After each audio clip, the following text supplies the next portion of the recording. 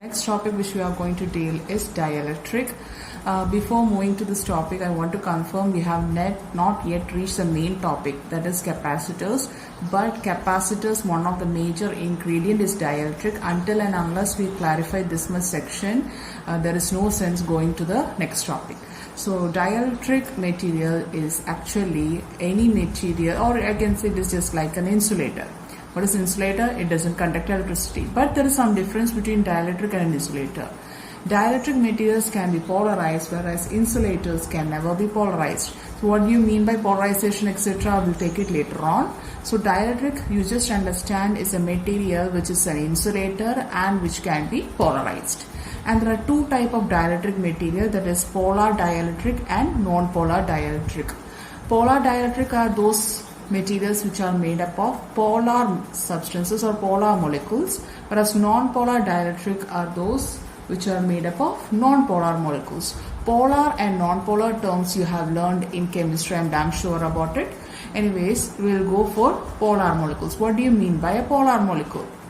You say a molecule to be polar when its positive and the negative charges of that molecule's center of gravity doesn't coincide with each other. Suppose this is my positive ion or positive counterpart and this is your negative counterpart.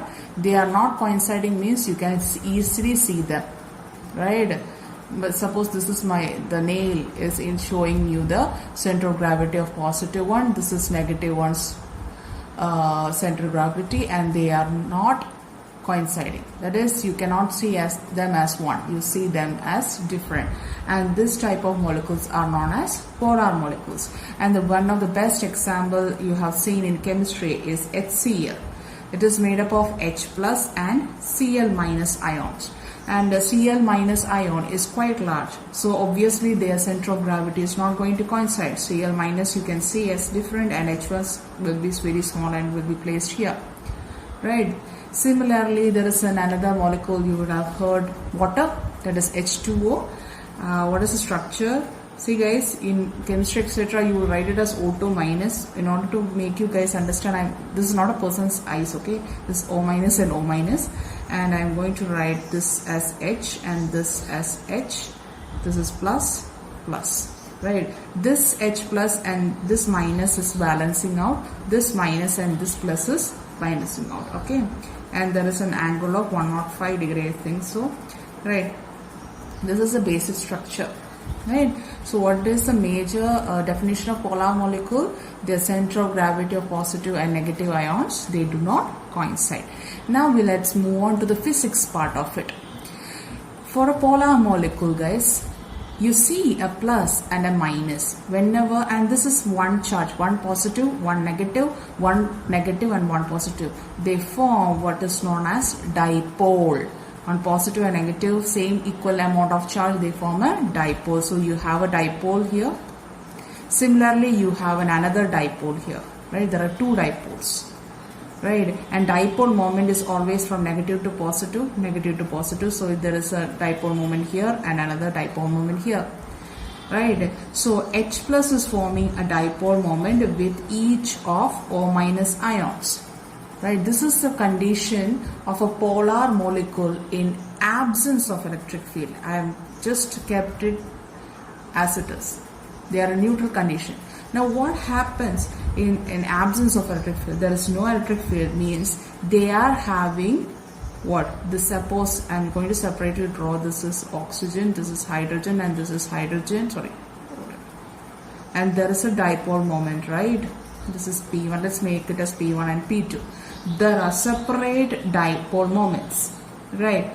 But see guys, this dipole moment is in this direction, this dipole moment is in this direction, and this is for a single molecule. So each molecule is having its own dipole moment. One water molecule is having net dipole moment.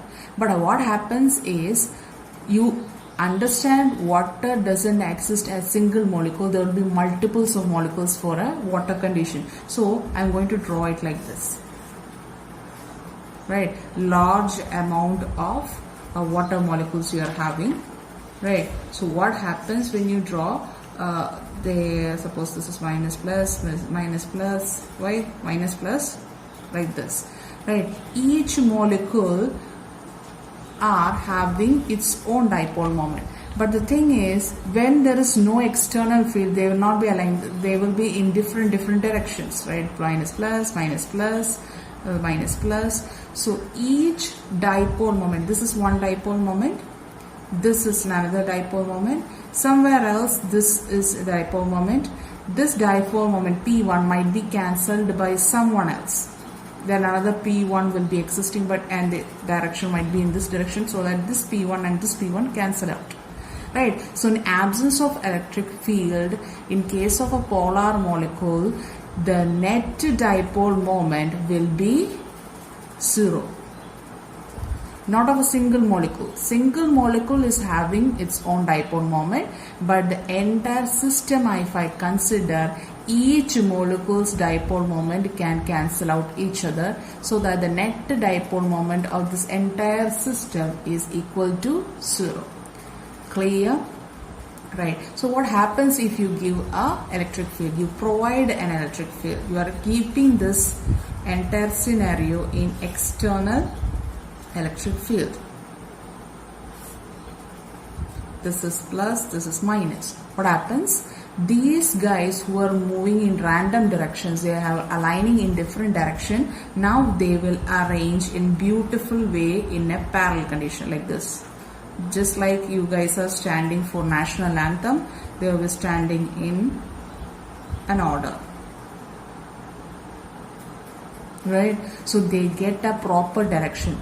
So nothing to cancel out each other. Every dipole moment will be in the same direction, so that the net dipole moment is not 0.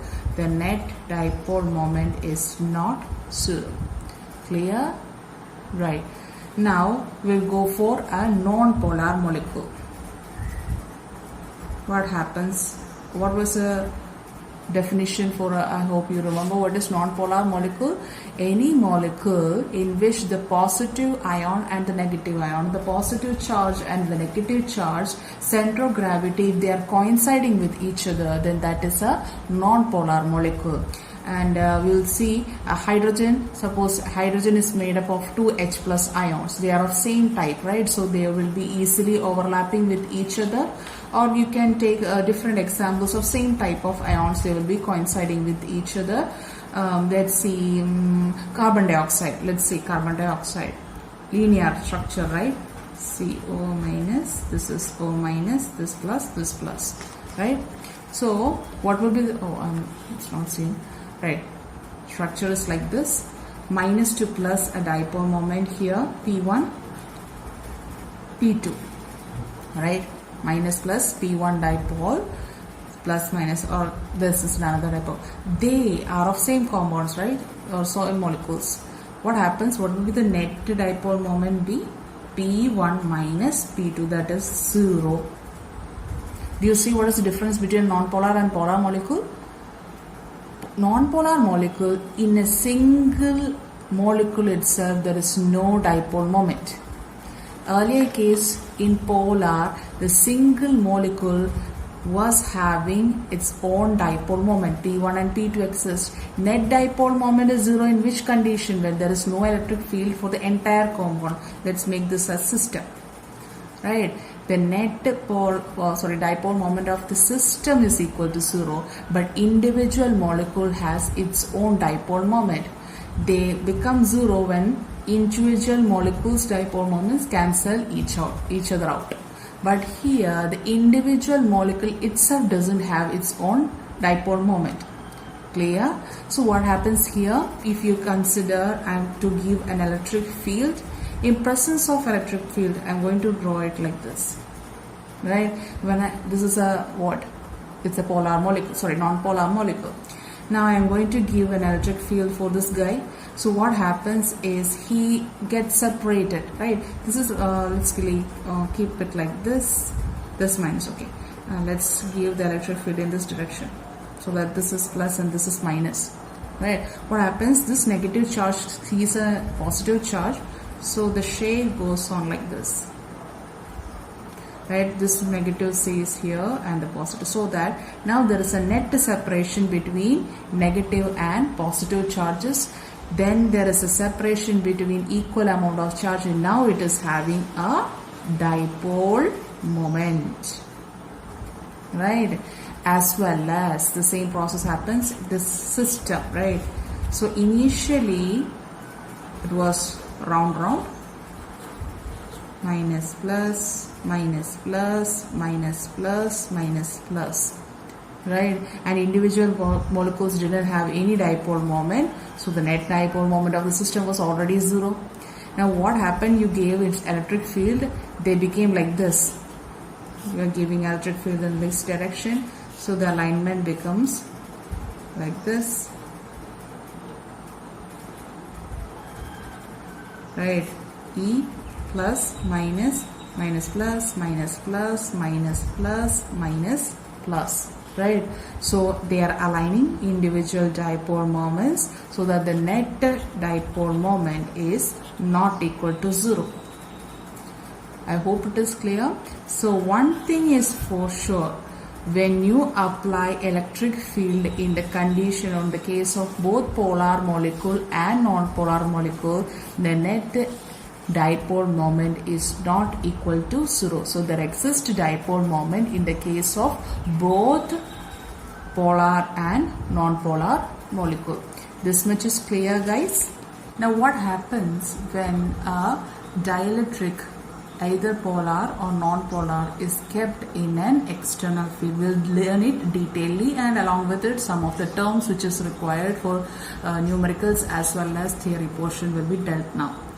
This is a dielectric slab and I am going to keep it in an external field, that is E0, right? So they will be having its own dipoles like this of each molecules, right? Since guys this is in this direction, external field is in this direction, so this is plus and this is minus. I hope you remember that. So guys, all the molecules will be arranging in such a way that plus, so this will be minus, plus, minus, plus, minus, plus, minus, plus, minus, plus, minus, plus, minus, plus. I hope you understood why it is so. Opposites attract. Now guys, see, these two plus and minus are quite close, so they can cancel out. Similarly, plus and minus cancel out, plus and minus cancel out, plus and minus cancel out, right? So that the next, if I draw in the case of dielectric, only the minus remains here, so minus remains here, only plus remains here, only plus remains here. Now 5 means that you are right, 5 here. Right, so this is your external electric field, right? This is the net way in which a dielectric acts in an external electric field. That is, you will see that after the presence of electric field, you can see two surfaces with the induced charges, right? These two charges has been induced by the external electric field. And induced surfaces, right? So you will have surface charge density here, P and P. Why did I write P? This process of inducing charges in a dielectric is known as polarization. And this is minus and this is plus. And this is sigma B means it is surface charge density. Surface charge density is charge per unit area. I hope it is clear. This is just pictorial representation. We have not yet reached the terminals or terms, right? So I am repeatedly saying polarization and polarization. So what is polarization? When a dielectric material is kept in an external field, due to the external field, an internal electric field will be induced. Why?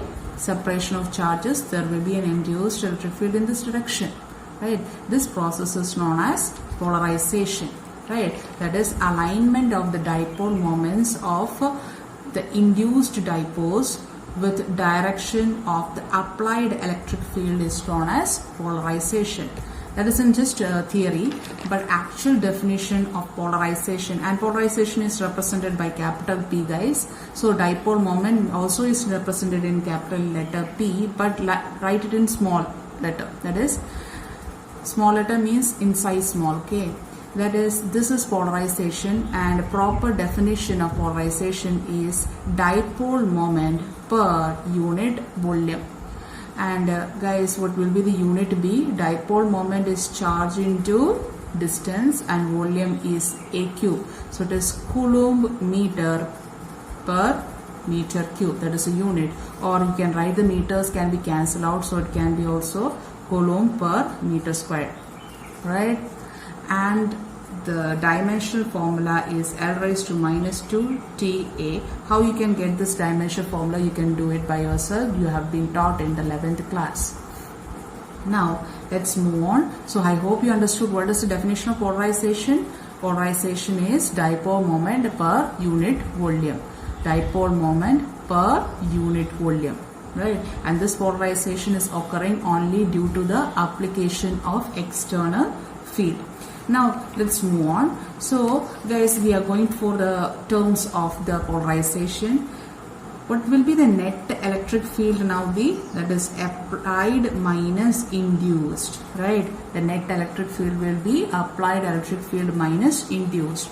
Now applied electric field will be having, or it can be written in the surface charge densities form in this way, sigma by epsilon naught.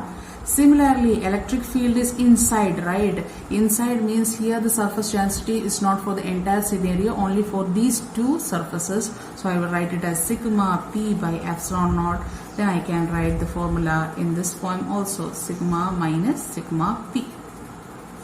That is a representation of net electric field in the case of polarization. Clear? The next term, which is very, very important, we have to deal with is dielectric constant. Dielectric constant, and it is represented by K.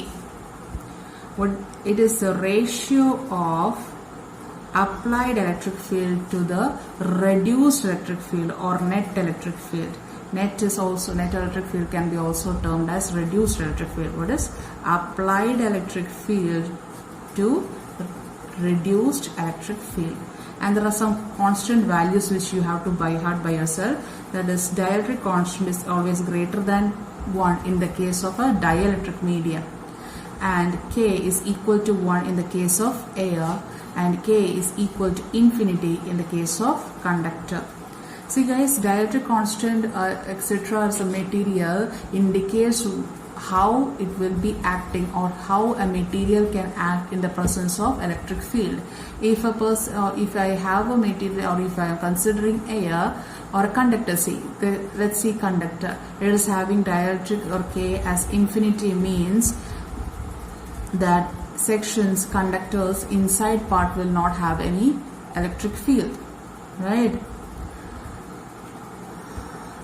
Now let's move on, which is next term is susceptibility, that is electric susceptibility, and it is chi. See, it is written like X, but it is chi, right?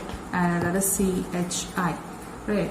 Now what do you mean by chi? Or before going to this section, there is an important term which you have to understand, what and all can affect polarization. Then we'll go to that. As you know, when the electric field increases, polarization also increases. So I can write polarization is directly proportional to electric field. In order to remove this electric field, I can reduce or introduce some constant terms, that is chi naught epsilon naught, that is for air, into E or ER or E net, that is reduced electric field. This is the expression for what? Polarization, right? So I hope this equation has to be by hearted. That is P is equal to chi into epsilon into ER. Now, is there any relationship between this susceptibility and K? Guys, what do you mean by susceptibility? Susceptibility means how much an object is susceptible to an external electric field, whether it will allow the electric field to pass through it or not, etc. is represented by susceptibility. Now we are going to give a relationship between chi and K. See, you know ER or E net is equal to E naught minus EI, and we, right, now EI, that is the induced electric field or polarization electric field, can be written as what? Sigma P by epsilon naught, right? Now sigma P by epsilon naught, what is sigma P? That is surface charge density. I'm going to write it as surface charge density is charge there by per unit area, and this is epsilon naught. Now what is sigma P by A, or QP, sorry, QP by A, charge by area, that is coulomb by meter square. Coulomb per meter squared is a unit of what? We just discussed it before, that is a symbol for polarization, divided by epsilon naught. So I can write EI is equal to P by epsilon naught. Now I am going to substitute the value over here, so that ER is equal to E naught minus P by epsilon naught, right? Now this P's value I am going to write this one. Now what happens?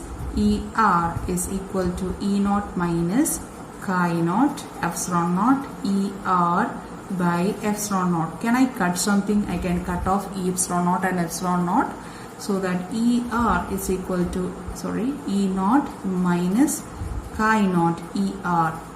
I have two terms which are in the terms of residual electric field, so that ER is equal to 1 plus chi naught is equal to E naught, right? So 1 plus chi naught is equal to E naught by ER. Now what is E naught by ER? Applied by residual electric field or reduced electric field is your K. So K is equal to 1 plus chi.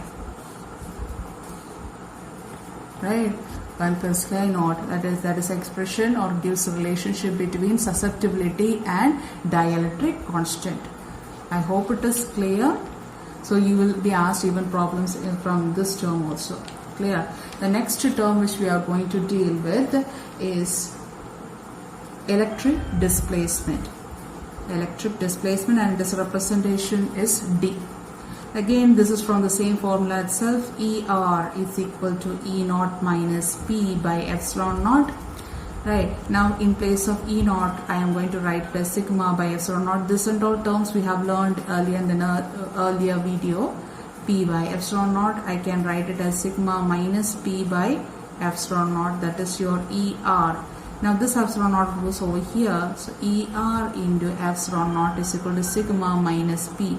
This term ER into epsilon naught, right, can be added with this P, so that sigma is equal to epsilon R epsilon naught, or ER epsilon naught plus P. This added, this section is, oh sorry guys, this section, that is epsilon R and epsilon naught plus P, this part is known as electric displacement. This is not there in your textbook, but for need purposes it is good to know. You will be asked, do you know what is the term, or what term this goes for, or what is the name for this term? That is electric displacement. Now we'll go for the last term, which is induced charge or bound charge. What? Induced charge or bound charge. And again we will be using the same formula itself. So again guys, it is ER is equal to E naught minus EI, and we know K is equal to E naught by ER. So can't I write ER is equal to E naught by K? I can write. Now I am going to represent this one, or represent like this. E naught by R is equal to E naught minus EI. Now I am going to bring E naught to one side, so that EI is equal to E naught into 1 minus K. Now EI, we are going to write it again and again, same representation, sigma P by epsilon naught. This is sigma by epsilon naught 1 minus K. I can cancel epsilon naught, so that sigma P is equal to sigma into 1 minus K. Now what is sigma? It is charge per unit area, that is QP by A is equal to, this is charge, total charge by unit area, that is 1 minus K. I can cancel out AA, so that this becomes QP, that is induced charge inside the electric field of what? Dielectric, is equal to total charge in the entire system into 1 minus, sorry guys, we skipped here, this 1 by K, 1 by K, 1 by K, that is 1 minus 1 by K. Clear? Sorry guys, when I was writing throughout, I missed 1 by. So this becomes 1 minus 1 by K, 1 minus 1 by K, 1 minus 1 by K, and this becomes 1 by K. This is a representation or equation for induced charge or bound charge. Now, what happens? K is equal to 1, 1 minus 1, that is QP becomes 0. What is the condition for K is equal to 1? That is, there is no dielectric or AR. Right, so when there is no dielectric, there will be no polarization and there will be no induced charge. For conductor, K is equal to infinity. What becomes 1 by infinity is 0. So QP will be equal to Q, means all the charges we are giving to the electric field will be throughout in the surface of the conductor or the insulator. Right? Hope it is clear. So QI or QP will be equal to Q. Clear? Guys, make sure you are understanding the theory part of the dielectric material, because the next continuation will be of capacitors with dielectric. So there you guys have to understand this much scenario, and before understanding this much scenario you cannot jump to the topic capacitors. Okay, now along this video I'll be sending a package of questions from NEET point of view and a package of questions with your board examiner point of view, and late submissions will not be corrected. Okay, I don't want to listen any of your excuses, so it should be submitted, and NEET questions will be quite simple as per me, so and you guys can submit as per the time given to you.